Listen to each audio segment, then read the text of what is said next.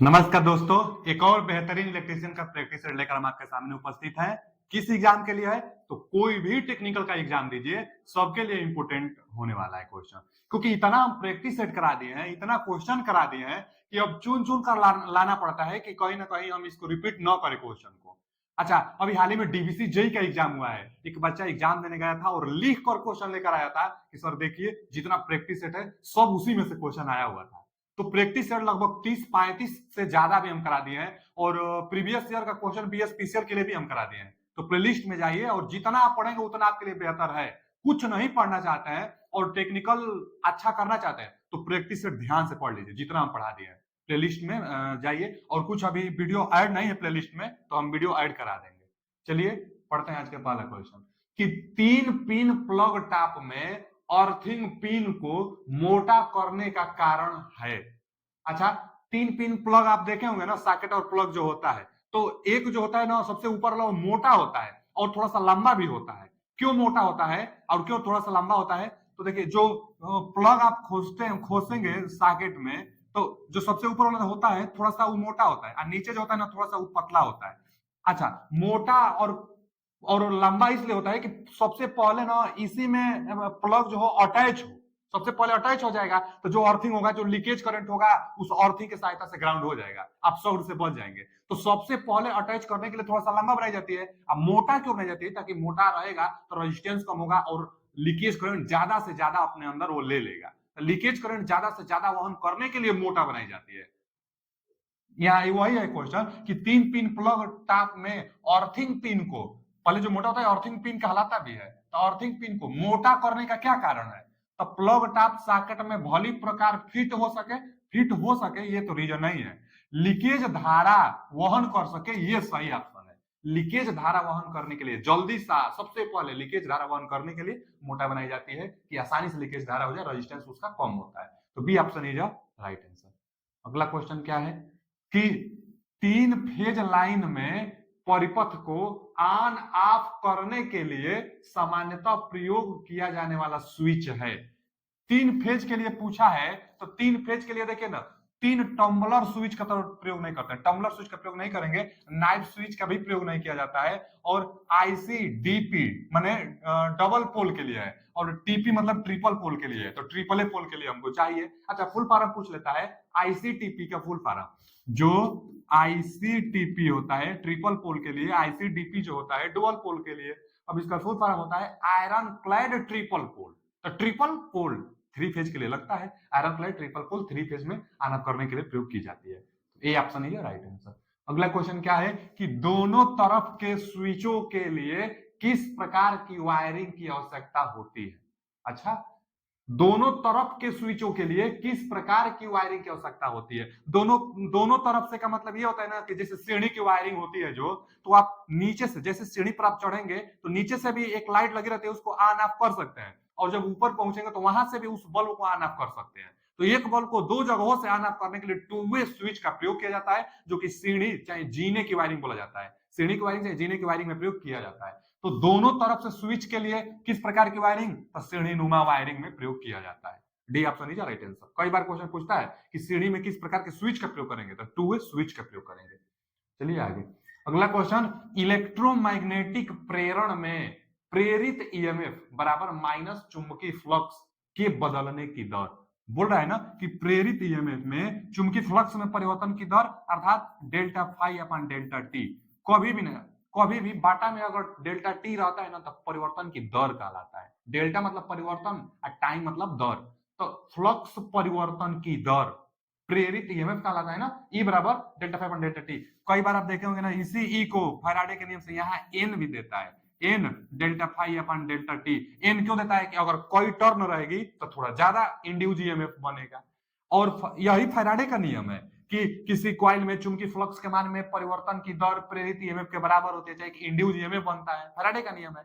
Length का नियम ये बताता है कि जो इंड्यूस ईएमएफ होगी तो जिससे उत्पन्न हो रही है उसी का विरोध करेगी। फ्लक्स परिवर्तन के कारण उसका विरोध करने के लिए तो यहाँ पर माइनस लगता है। माइनस लेंज का नियम को बताता है। वही पूछा हुआ है कि जो प्रेरित ईएमएफ है, इंड्यूस ईएमएफ है, माइनस चुंबकीय फ्लक्स में परिवर्तन की दर में ऋण चिन्ह क्या बतलाता है? ऋण चीज भैया लेंज का नियम बताता है कि जिससे उत्पन्न होगी उसी का विरोध करेगी। लेंज का नियम। अच्छा, लेंज का नियम किस पर आधारित होता है? लेंज का नियम ऊर्जा संरक्षण पर आधारित होता है। यह भी क्वेश्चन पूछता है, यह बेसिक है। बेसिक का क्वेश्चन हम कम कराएं क्योंकि बेसिक सब लोग जानता है। बेसिक में फिजिक्स बहुत ज्यादा पूछता है, ये फिजिक्स का पार्ट है। तो ये लेंज का नियम है, आप कहीं ना कहीं इसको बेसिक में पढ़े होंगे। ये आप समझिए राइट आंसर। अगला क्वेश्चन क्या है कि डीसी जनरेटर में ब्रूस को रखा जाता है। कई बार पूछ लेता है ब्रूस का काम, भैया ब्रूस का काम करंट को कलेक्ट करना। अच्छा, ब्रूस को कहां रखा जाएगा? तो डीसी मशीन में आर्मेचर रिएक्शन होता है। आर्मेचर रिएक्शन को कम करने के लिए, न्यूट्रलाइज करने के लिए जो ब्रूस होगी वह एमएनए के साथ रखी जाती है, क्योंकि एमएनए मैग्नेटिक न्यूट्रल एक्सिस होता है। यह जो मैग्नेटिक होगा डीसी मशीन में उसके लंबवत होता है, इसलिए कार्बन ब्रूस को एमएनए पर रखेंगे ताकि, अच्छा एमएनए थोड़ा शिफ्ट भी क्यों होता है? आर्मेचर रिएक्शन के कारण ही शिफ्ट होता है, इसलिए ब्रूस को भी हम लोग शिफ्ट कराएंगे जितना एमएनए शिफ्ट होगा। एमएनए शिफ्ट जो होता है आर्मेचर रिएक्शन के कारण, इसलिए ब्रूस को एमएनए पर रख देंगे कि आर्मेचर रिएक्शन न्यूट्रलाइज किया जा सके। तो ब्रूस को हमेशा मैग्नेटिक न्यूट्रल एक्सिस के साथ रखा जाता है। ये ऑप्शन इज राइट आंसर। और एक होता है जीएनए, तो ये जियोमेट्रिकल न्यूट्रल एक्सिस इसका फुल फॉर्म होता है। तो जो कि यह ना क्या होगा कि यह जैसे आप देखे होंगे रोटर होगा और यहाँ पर फील्ड होगा, मान लीजिए नॉर्थ और साउथ, और नॉर्थ से साउथ मान लीजिए फ्लक्स जाता है, तो जो फील्ड फ्लक्स होगी, फील्ड फ्लक्स जो होता है, और एक होता है जीएमएन, तो मैग्नेटिक न्यूट्रल एक्सिस। जब आर्मेचर रिएक्शन होगा ना तो थोड़ा सा ना डीमैग्नेटाइज होने लगता है, क्रॉस मैग्नेटाइज होने लगता है। तो क्रॉस मैग्नेटाइज के लंबवत करने के लिए एमएनए, तो मैग्नेटिक न्यूट्रल एक्सिस जो मैग्नेटिक फील्ड के हमेशा लंबवत होता है, तो क्रॉस मैग्नेटाइज होगा तो उसके लंबवत एमएनए बनेगा। एमएनए यही कुछ एंगल बनता है तभी तो आर्मेचर रिएक्शन का केस बनता है। तो एमएनए पर कार्बन ब्रूस को रखा जाता है आर्मेचर रिएक्शन को कम करने के लिए। ये ऑप्शन है राइट आंसर। अगला क्वेश्चन क्या है कि एक आदर्श डीसी जनरेटर वह है आदर्श जिसमें वोल्टेज रेगुलेशन होता है शून्य ना। वोल्टेज रेगुलेशन कम से कम होना चाहिए। वोल्टेज रेगुलेशन पर न्यूमेरिकल आता है। वोल्टेज रेगुलेशन का फॉर्मूला क्या होता है? नो लोड पर वोल्टेज माइनस फुल लोड पर वोल्टेज बटा में फुल लोड गुणे 100। कई बार पूछता है वोल्टेज रेगुलेशन, दे देगा नो लोड पर वोल्टेज बताइए, फुल लोड पर वोल्टेज इतना है, नो लोड पर वोल्टेज इतना है, तो वोल्टेज रेगुलेशन बताइए। अब वोल्टेज रेगुलेशन होता क्या है? वोल्टेज में वेरिएशन, कि कितना वोल्टेज नो लोड पर इतना है, फुल लोड पर इतना है, तो वोल्टेज आखिर कितना परिवर्तन हो रहा है, वही वोल्टेज रेगुलेशन कहलाता है। तो वोल्टेज रेगुलेशन कम से कम चाहेंगे हम लोग कि वोल्टेज कांस्टेंट मिलती रहे, लोड को वेरी ना हो वोल्टेज, तो वोल्टेज कांस्टेंट मिलती रहे, तो शून्य होना चाहिए भैया। आदर्श जनरेटर में वोल्टेज रेगुलेशन शून्य रहेगा तब अच्छा कहलाएगा, कांस्टेंट वोल्टेज दे रहा है। तो वोल्टेज रेगुलेशन शून्य। अच्छा, पूछता है ना कि वोल्टेज रेगुलेशन ऋणात्मक किस केस में होता है? तो वोल्टेज रेगुलेशन ऋणात्मक लीडिंग पावर फैक्टर के केस में होता है। अच्छा, हमेशा धनात्मक लैगिंग पावर फैक्टर पर हमेशा धनात्मक आएगा, और लीडिंग पर धनात्मक, ऋणात्मक, जीरो तीनों आ सकता है। तो लीडिंग का केस होगा शून्य। चलिए आगे, अगला क्या है क्वेश्चन कि आईएसओ का तात्पर्य क्या है? आईएसओ आप कई बार नाम सुने होंगे, इंटरनेशनल स्टैंडर्डाइजेशन ऑर्गेनाइजेशन। तो इंटरनेशनल मतलब अंतरराष्ट्रीय। देखिए इंटरनेशनल साइंस दे दिया, गलत। इंडियन तो होगा नहीं, इंडियन होगा नहीं, एक ही ऑप्शन बच गया इंडियन। बहुत लोग सोचेंगे कि इंडियन स्टैंडर्डाइजेशन ऑर्गेनाइजेशन होगा, तो नहीं भैया, इंडियन स्टैंडर्ड ऑर्गेनाइजेशन नहीं होगा, इंटरनेशनल स्टैंडर्ड ऑर्गेनाइजेशन होगा, अंतरराष्ट्रीय मानकीकरण संगठन होगा इसका जवाब। तो B option is right answer. अगला क्वेश्चन क्या है? अच्छा, इलेक्ट्रिकल के लिए क्या होता है संगठन? तो आप सुने होंगे कि इंडियन इलेक्ट्रिकल इंस्टीट्यूट करके आता है, IEEE इलेक्ट्रिसिटी में आता है रूल। आईएसओ तो इसका फुल फॉर्म अंतरराष्ट्रीय मानकीकरण संगठन है। अगला क्वेश्चन है कि जब संस्थान को निम्नलिखित की उपलब्धि होती है, तब जब संस्थान को निम्नलिखित कहने का मतलब इस विकल्प के अनुसार कि उपलब्धि होती है, तब पूर्ण सुरक्षा प्रदान की जाती है। पूर्ण रूप से सुरक्षा के लिए आप क्या प्रदान करेंगे? फ्यूज लगाएंगे कि अर्थ वायर लगाएंगे? कि फ्यूज अर्थ वायर दोनों लगाएंगे? तो दोनों ना लगाएंगे, सुरक्षा के लिए तो फ्यूज अर्थ वायर दोनों लगाएंगे। तो पूर्ण रूप से सुरक्षा के लिए फ्यूज और अर्थ वायर दोनों का प्रयोग किया जाएगा। अगला क्वेश्चन क्या है? अगला क्वेश्चन है कंड्यूट सरफेस वायरिंग में दो सैंडलों के बीच दूरी निम्नलिखित में से अधिक नहीं होनी चाहिए। कई बार ये अभी क्वेश्चन हम बता चुके हैं कि जो क्लिट वायरिंग होती है सबसे अस्थायी और सबसे बेकार वायरिंग होती है, टेम्पररी वायरिंग होती है, और दो क्लिटों के बीच की दूरी 60 सेमी मैक्सिमम होती है। तो किससे अधिक नहीं होनी चाहिए, 60 सेमी से अधिक नहीं होनी चाहिए। तो ये ऑप्शन इज राइट आंसर। अगला क्वेश्चन है कि लॉजिक गेट अन्य किन गेट की सहायता से तैयार किए जाते हैं। तो लॉजिक गेट किन अन्य गेट की सहायता से, तो लॉजिक गेट बनाना होगा ना तो बेसिक गेट से। बेसिक गेट 3 होता है, एंड आर नॉट गेट से। एंड आर नॉट गेट इन्हीं गेटों से हम लोग गेट बनाते हैं। जैसे नैंड गेट भी बनाई जाती है NAND, जो यूनिवर्सल गेट कहलाता है, और नार गेट भी बनाई जाती है। आर के आगे नॉट लग जाता है, एंड के आगे नॉट लग जाता है। तो यूनिवर्सल जो गेट बनाई जाती है इन्हीं बेसिक गेट की सहायता से बनाई जाती है। बेसिक गेट 3 होता है, एंड गेट, आर गेट और not gate. C option is right answer. अगला क्वेश्चन क्या है कि सूची 1 में दिए गए उपयोग के साथ सूची 2 में दिए गए एमसीबी का मिलान करिए। सूची 2 में जो एमसीबी दिया गया है सूची 1 के साथ मिलान करना है। देखिए, लाइटनिंग परिपथ के लिए एल सीरीज, लाइटनिंग परिपथ के लिए एल सीरीज किसी न किसी सेट में कराए हैं। मोटर के लिए डीसी सीरीज मोटर दे चाहे मोटर दे, तो इसके लिए जी सीरीज एमसीबी का प्रयोग करेंगे। तो मोटर परिपथ कई बार देता है ना, डीसी सीरीज मोटर के लिए किस प्रकार के एमसीबी का प्रयोग करेंगे, तो जी सीरीज एमसीबी, सीरीज से पकड़ लेंगे। डीसी सीरीज मोटर तो जी सीरीज एमसीबी, यह एमसीबी है तो जी सीरीज एमसीबी का प्रयोग मोटर के लिए करेंगे। अच्छा, डीसी परिपथ के लिए काला, डीसी परिपथ के लिए काली नब वाले, तो इसके लिए ये भी सही है। अब एक बच गया आइसोलेटर, तो आइसोलेटर के लिए लाल नब वाली एमसीबी का प्रयोग करेंगे। चलिए मिलान कर दीजिए। लाइटनिंग जो जनरल पर्पज है उसके लिए एल सीरीज एमसीबी, तो पहला का चौथा, पहला का चौथा, पहला का चौथा, एक ही ऑप्शन है, पहला का चौथा बी। और भी मिला लीजिए। मोटर परिपथ जी, यानी दूसरा का तीसरा, ये भी सही है। और यहाँ तीसरा का होना चाहिए दूसरा, तीसरा का दूसरा, ये भी सही है। चौथा का पहला, ये भी सही है।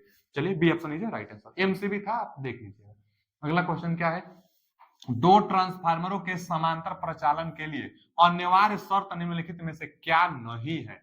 पैरेलल ऑपरेशन की जाती है, जब लोड बढ़ जाती है तो कोई कोई ट्रांसफार्मर पैरेलल में जोड़कर सप्लाई को पूरा की जाती है। अच्छा जी, तो पैरेलल ऑपरेशन करने के लिए क्या शर्त होनी चाहिए, शर्त होनी चाहिए कि फ्रीक्वेंसी, वोल्टेज और फेज सीक्वेंस बराबर होना चाहिए। तो फेज सीक्वेंस एकदम शर्त होना चाहिए, वोल्टेज अनुपात सही होना चाहिए, और समान आवृत्ति भी होनी चाहिए, तीनों होनी चाहिए। क्या नहीं होनी चाहिए, तो समान केवीए रेटिंग रहेगा तो भी ठीक, नहीं रहेगा तो भी ठीक। तो क्या नहीं, तो यही केवीए रेटिंग समान नहीं रहेगा तो भी चलेगा। क्या नहीं होना चाहिए भैया, KVA rating. D option is right answer.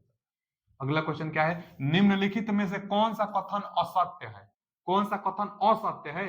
अच्छा, एमीटर को समांतर में जोड़ा जाता है, यही असत्य है, यही असत्य है। एमीटर का प्रतिरोध कम से कम होता है और एमीटर को हमेशा सीरीज में जोड़ा जाता है, यह जानते होंगे। तो A option right answer. Volt meter parallel में जुड़ जाती है, वोल्ट मीटर का प्रतिरोध ज्यादा होता है। आगे, कोरोना का प्रक्षेपण निम्न पर होता है। अच्छा, कोरोना का प्रक्षेपण निम्न में होता है, तो कोरोना एसी में होता है, एसी में। ये आपने राइट आंसर। एसी डीसी दोनों, डीसी में कोरोना होता ही नहीं है, कोरोना एसी में होता है। कोरोना क्या चीज है, तो कोरोना है हिसिंग नॉइज देता है, वायलेट कलर का जो कोरोना रिंग होगी उस पर रोशनी दिखने लगती है। चाहे ट्रांसमिशन लाइन ही अगर देखेंगे नमी में चाहे शीत ऋतु में, तो थोड़ा सा बैगनी कलर का जलते हुए दिखाई देता है, ट्रांसमिशन लाइन ग्लो करने लगता है। तो इसको हम लोग कोरोना लॉसेस कहते हैं। यह होता कब है, हाई वोल्टेज जब रहता है तब होता है। कोरोना लॉसेस को कम करने के लिए केबलों की जो ट्रांसमिशन लाइन होगी उनके बीच की दूरी को बढ़ाई जाती है। तो कोरोना हाई वोल्टेज में होता है, केवल एसी में होता है। A option is right answer. अगला है क्या कि 1000 केवी के लिए डिजाइन की गई केबल में प्रयुक्त इंसुलेशन होता है। इंसुलेशन पदार्थ तो संचित SF6 होगा ना बच्चा। SF6 सर्किट ब्रेकर भी आता है, SF6 गैस एक होती है, तो SF6 सर्किट ब्रेकर में सल्फर हेक्साफ्लोराइड गैस ही भरी जाती है।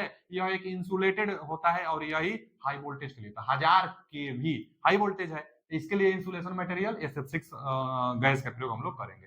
सल्फर हेक्साफ्लोराइड इसका नाम है।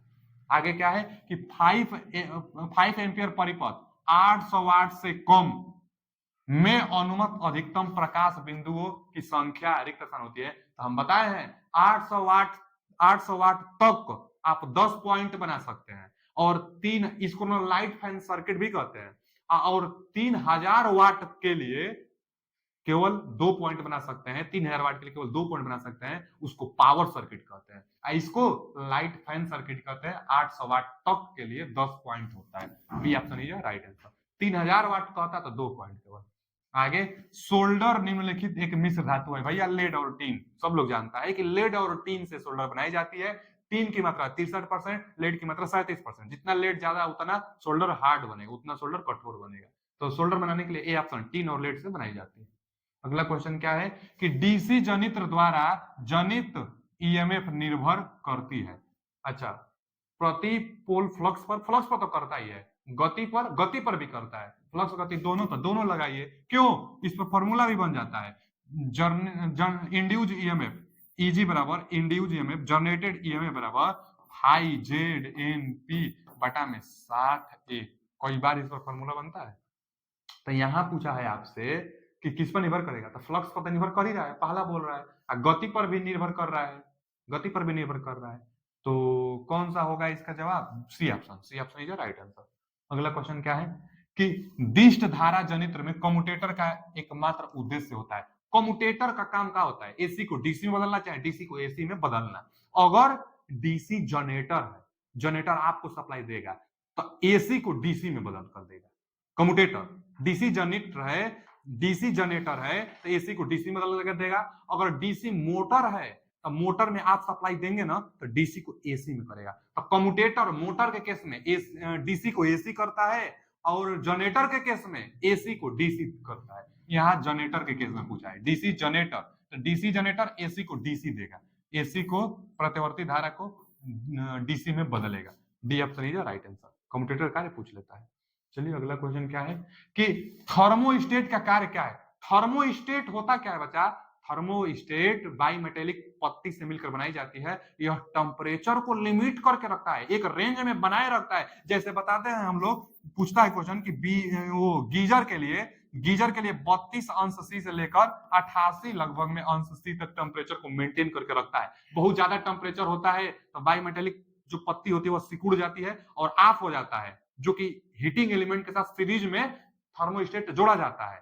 ज्यादा गर्म होने से ऑफ हो जाएगा, कम फिर जैसे गर्म होगा तो वो फैल जाएगी और सर्किट को क्लोज करेगी, फिर गर्म करेगी। तो एक टेम्परेचर मेंटेन बनाए रखता है थर्मोस्टेट। तो एक निश्चित ताप पहुंचने पर यंत्र की बिजली बंद कर देना, तो केवल बंद कर देना नहीं, फिर दोबारा जोड़ भी देता है, इसलिए गलत है।